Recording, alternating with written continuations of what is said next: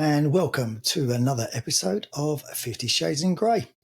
And don't worry, I'm not on this set of American Beauty. I've put this picture up behind me just because we've moved rooms, actually, in our new little studio, and I had nothing there before, and it looked like I was recording a hostage video for myself. So I made sure I had a bit of colour behind me. So I need to work on that bit, but it'll be okay. So as you can see, here on my own today, no guest today. I thought I would just have a chat about a few things that have come across all of the episodes, really, and from all of your questions and your responses that I've been getting through Instagram and through TikTok. And if you're not following us already, you can follow me at Davidson Elliott on Insta or 50 Shades in Grey on Insta. And my TikTok is Elliot Davidson as well. So we post all the little clips from the show on there. Love your feedback, good or bad. Helps me develop and helps me make this better for you guys. And that's one of the reasons why I've come here on my own today, because this podcast came out of just after I did the show that we did. There's a new series coming out soon. And it's all about finding relationship and finding love, and that's a big part of the show. And I listen, I love as much as anybody else, as much as the next person. Love a rom-com, a happy ending, guy meets girl, they go for a bit of a bad patch, get it back together. And that's great. I'll cry with most people when I watch those films. I love them. But life's a little bit different, obviously. And the biggest thing that I found, and this is why I think I started the podcast, and what I found from all you guys just emailing and sending messages in on Insta, was that I think a lot of the time when we are single and you are single, that you can feel quite isolated sometimes.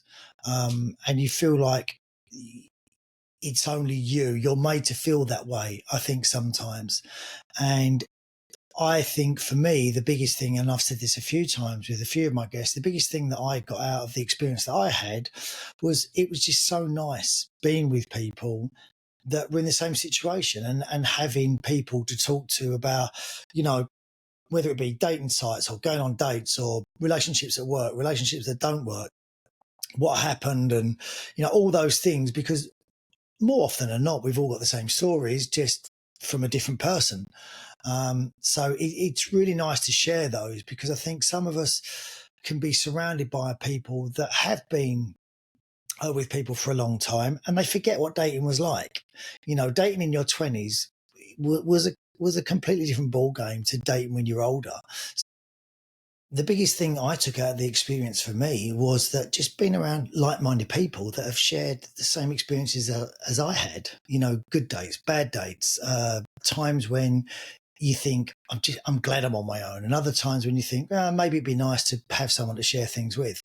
And like I said, I think if you're surrounded by people as well that are in couples, you haven't always got people that they'll listen and they'll understand, but if they're not going through it, it's very difficult to understand that as well, in terms of they think dating's like dating in your 20s, because that's maybe the last time that those guys dated, if you've got friends that are married, and they don't really understand sort of meeting people when you're older is very different. So, and that's why we've done this podcast. And hopefully, and the feedback's been great so far, and hopefully you're all enjoying it. So this morning, I put a post out actually this morning, but I got rid of a car that I'd had in my life for sort of 17, 18 years. It was a beast of a car. It was a green Micra. It wasn't the most prettiest car in the world, let's say, but it was great. And I had some great times in it with Zach. It was one of those cars where you could put your feet on it, you could eat fish and chips in it, you didn't have to worry about it. If Zach got in with muddy shoes and put his feet everywhere, I didn't care. If people drove into me, which they did a couple of times, it was like, yeah, don't worry about it. I could drive into a lamppost and think, I should have done that, and I loved it. It was a great car. Unfortunately, it needed a lot of work, so it needs to go to the scrap heaven in the sky. And it just got me thinking about love, really. And like I said, I love love as much as the next person, but there are so many aspects of love when you're looking for to have love in your life. You know, I'm sure lots of you have got pets, you've got animals now, and you know, dogs that maybe that you put so much time in, and or work even. You know, some of you just work so much that that's what you actually love. That's your passion, and that's what you put your time in, and you don't want to put time into anything else. But it's strange that the conversations that I sometimes have with people, and it's that. So when you're going to get yourself a girlfriend, or you know, how comes you can't keep a girlfriend, or when you're going to get married, and when you're going to do this, and for women, I know it's the same. It's like, well, you know, why can't you keep a man? Or, you know, have you got yourself a boyfriend yet? And I think there's such a pressure, and I think that's changing now, because I think we were brought up in times when, you know, you get married in your 20s, and you got married because you needed to have kids sort of in your late 20s, early 20s, because, you know, that was the time that you had kids, and then you could settle down and you could have your family. But I think everything's changed. You know, women now are working more and more, and they're earning more and more than guys are a lot of the time. So that's all changing, and there's a lot more independence from women now, which is great. So they're now thinking, well, I don't want to settle down and have kids when I'm in my 20s, because I'm loving my job. So everything, I think the whole landscape has started to change, which is great. And then women are having children later in life now, which, you know, the age of that I was reading the other day is going up slowly as well. And I think if I could choose an age, that all things being equal, that if I had kids again, I think it would be my late 30s, 40s. That, you know, I've done a lot of the stuff that I would have wanted to do. Financially, you're settled. I think you're more settled in your career. And I think that's a great time to actually have kids as well. So you've got this great period of time that you can just get to know yourself, because that's one of the things that I find as well. There are certain people, and I'm sure you guys will know them as well. They can't be single. It's not that they don't want to be, they just can't be single. They cannot be on their own. They cannot be on their own in a house, in a situation. They can't turn up to a party on their own or a wedding on their own. And I think people that are good at being single, they're very strong-minded people. They're very confident in themselves, maybe not outwardly all the time, but they're at peace in their own mind. And that's a really big aspect of it as well. You've got to be comfortable on your own. And you've got to enjoy your own company. And it's funny, you know, with our kids, and you see the traits in them. And even with Zach now, I look at him sometimes, and he's so happy to be on his own sometimes. He's quite content. You know, he loves company. He loves going out in company, the same as me. But there are times when he can just be on his own. He just likes his own company. And I think that's a really good quality to have. And that's a really hard thing to do for a lot of people, just to sit in your own mind and, you know, reflect on whatever may have gone on that day, the last hour, the last year, the last few years. I think a lot of people really struggle with that. And they can't be alone in their own heads. And it's a great mental strength, I think, sometimes to be single. And sometimes they are the biggest romantics, I think, people that are single, because they're looking for everything. They want the whole package. They want everything. And yes, you may say it doesn't exist, but surely you want to wake up next to the person that you're going to spend however long it is in your life with, and you want to look over them and think, I love being with this person. Yeah, obviously there's going to be days and there's going to be times when that doesn't happen, especially in longer relationships. But most of the time, even if you don't like them, you've got to always love them, surely. And you don't just want to settle for, yeah, that's okay. Who wants to just have that's okay? Because I wouldn't settle for that's okay on my own. So why would I settle for that's okay with someone else? And these are the conversations that I had with people in the house. And, you know, if you can meet people and have a great relationship, that's brilliant. You know, that's great. And that's nice to have, but it's not the be all and end all of everything. There is so much to life that you can find love. love of just going out running, love of just going off on holiday or spending time with your friends. And I think as we get older, that it actually all changes. And I think when you look at people that have been married a long time, sometimes you do wonder whether that's turned into just a friendship or it's still a relationship. And I think you want to be best friends with the person that you're in love with. They should be your best friend as well. But you don't just want that. Surely you still want to have those feelings because you're capable of having those feelings. And I think we change so much as well over time. I really do. I think I think you're a very different person in your 30s to you are when you're in your 20s, and I think in your 40s to when you are in your 30s, because we all evolve, we all change, and I think that's why we have friends that come into our life for short periods of time and you get on great, and then you'll sort of drift apart and you won't see them again. And you'll have friends that will be there forever that you might just not see them that much because we all change. I think as well, if you don't spend time on your own, when are you going to get to know yourself? If you're always with someone else, when do you get a chance to actually find out about you and go through things in your head and sit with that voice that we all have in our head that you just go through, like I said, the day or what's gone on in a situation, rather than constantly getting someone else's opinion. And it's great to get someone else's opinion, and that's really great to do. But if you're never on your own, when do you actually get to know yourself? And I think that I found with single people that I've spoke to, they really, in all different ways, they really do know themselves. They really do find that they know what they want, what they're looking for. They know what they will accept, and they know what they won't accept. It was funny actually, the week that we had in Ibiza with a couple of the guys, it was a good chance just to sit down and chat to people and find out their backgrounds. And we all of us realised that we'd made mistakes in our life along the way, which we all do. But I am a firm believer that people inherently are good people. They don't set out to hurt people. They don't get up in the morning and think, what I'm going to go to do today is I'm going to rip this person's heart out. I think sometimes people avoid conflict. They avoid upsetting people. So they don't make decisions that we all know they should if you're looking in.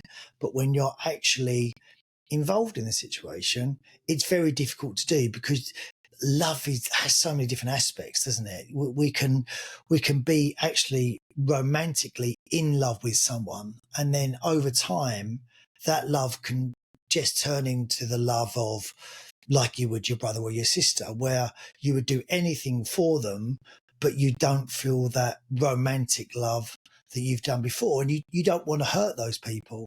So when you find someone that gives you that romantic love, you still love this other person that you're maybe with. So I a lot of the messages that I get are from people that have their partners have cheated on them, and they're still holding a lot of anger about that, that this has happened to them. But a lot of the time, I'd like to think it's not about them as much. It's about the other person wanting to find happiness. And after all, that's all we all want. We just all want to be happy. But I don't think, for me, I don't think happiness is defined by another person. For me, I think happiness is just you yourself being happy. And if you meet someone else and they themselves are happy as well, then you can be, happier maybe, or just happy together. But I don't think you're ever going to make someone else happy if they're not happy when you met them. They might be happy they're with you, but then they're going to just rely on you for that happiness all the time. And then that puts a lot of pressure, I think, on the relationship. I think we're on the 14th, 15th episode maybe of the podcast. And just looking back at some of the people we've had on there, I've learnt so much just from the people that were on the show: Martin, Paul, Natalie, Roger, Janie, Caroline, and Carly. And obviously, I've had Zach and Tia on here with me as well. And just listening to all of their stories, they're all also touching. Obviously, we all know the story of Roger coming through the show. With Jamie as well, but there were a lot of other stories in that show as well that were really touching, and they really resonated with me when I spoke to the girls and the guys about them, and not all of those were exposed as maybe they could have been, but they've all come away from the show now, all those guys, and they're all doing great. It's not like, Roger and Jamie are doing fantastic, and they're a great couple together. And I think they were a perfect storm for each other, those two. But it's not like no one else did well from the experience. It's, although you may not see them on everything, they've all grown from that experience of just sharing that time, I think, with like-minded people. And I think that's the best part of that experience. And that's what I want with this podcast, really, is for people to watch it that are in relationships and not in relationships and different ages, and just know that there are loads of people that have exactly the same experiences, and they're not bad experiences. They're great experiences sometimes, and you can have the best times in your life actually when you're single, because you've got no ties to anyone, and it can be great sharing those times with people, but they don't have to be people that you're with. They can be people that you're just great friends with, that people that are going to be in your life sometimes for longer maybe than relationships. And also some of the other guests I have that haven't been on the show: Anna Martha, Luke Worley, Kate Rohan, Lisa McFarlane, and Camilla. They all had aspects that really opened my eyes to different parts of relationships. Women going through menopause and people coming out of divorces, and the mental aspects of relationships as well, and how that can have an effect. And there's 2 or 3 podcasts that I've got planned that are coming up that I want to look into that further, because I think they're really interesting things for people to know, because there's so much that happens with people that affects how they can be in a relationship or out of a relationship as well.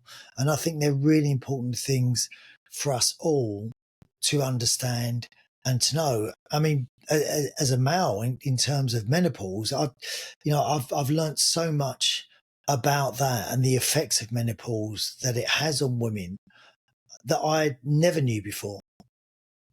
Largely because I haven't been in a relationship for the last few years, so I haven't had any experience of it. But that's been a really big eye opener for me, and also talking about how to react to those things as well, as and how to help people or someone that I would be with through situations that may be affecting them, and just to have maybe more understanding of it. And especially when I spoke to Anna the other week, that about the mental aspects of things through her book that she's doing really well with, that people may be thinking about, and I think a lot of the messages that I've had as well, there seems to be, people quite scared about being on their own, when I think sometimes there's a peace to being on your own, and there's an excitement about being on your own as well, because that something could happen